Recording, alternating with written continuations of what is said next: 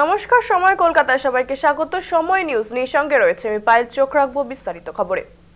ফের বাংলাদেশি ভারতে বসবাস, রয়েছে দুই দেশেরই নাগরিকত্ব, এমনই অভিযোগ বাদুড়িয়ার চণ্ডীপুর পঞ্চায়েতের পূর্ব বেনা গ্রামে।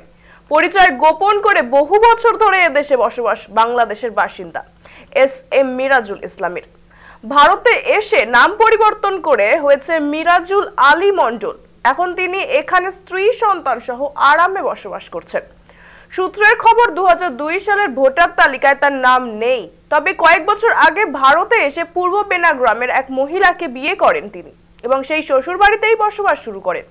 ভারতের বিভিন্ন রাজ্যে ঘুরে ঘুরে নানা ধরনের কাজে যুক্ত ছিলেন বলেও জানা গিয়েছে। যদিও তার স্ত্রী হালিমা খাতুন এই অভিযোগটিকে পুরোপুরি অস্বীকার করেছেন। ঘটনার পর থেকে অভিযুক্ত মিরাজুল আলী মণ্ডল বেপাত্তা, এমনকি তার পরিবারও জানে না তিনি ঠিক কোথায় আছেন। অপরদিকে বিষয়টিকে নিয়ে সরব হয়েছেন শাসক বিরোধীও।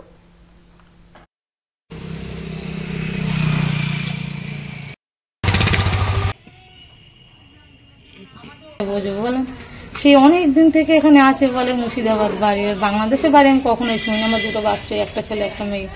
বাংলাদেশের বাড়ি আমি কখনোই শুনিনি, আমি ওসব যাই না। এটা কিভাবে কি করে হলো? আর ও তো বাংলাদেশের তো ভোটার না, এখানে তো যায় না। কারণ এর বউ কিন্তু চলে গেছে বাংলাদেশে আনতে, একবার দুবার গিয়েছে আনতে, চলে বুঝতে পেরেছেন। আমাদের যে মেয়ে, এই মেয়ে স্বামীকে আনতে দুবার গিয়েছে।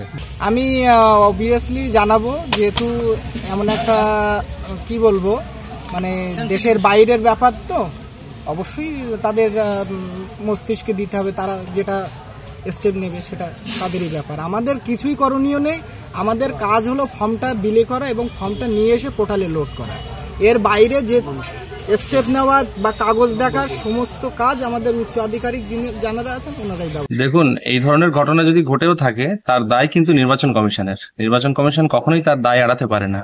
আর নির্বাচন কমিশন কেন্দ্রীয় সরকারের স্বরাষ্ট্র দপ্তরের তত্ত্বাবধানে চলে। তাই স্বরাষ্ট্র দপ্তর কিংবা স্বরাষ্ট্র দপ্তরের দায়িত্বে থাকা মন্ত্রী, তাঁদের উপর এই দায়িত্ব বর্তায়। এই দায়িত্ব তৃণমূল কংগ্রেসের নেতাকর্মীদের উপর বর্তায় না।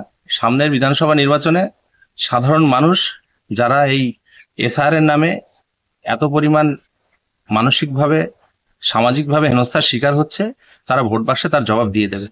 বিজেপিকে বলবো অপেক্ষা করবার জন্য। রোহিঙ্গা অনুপ্রবেশকারীরা তৃণমূল কংগ্রেসের ভোট ব্যাংক হিসাবে গোটা বাদুড়িয়া তথা বসিরহাট জুড়ে এরা আছে।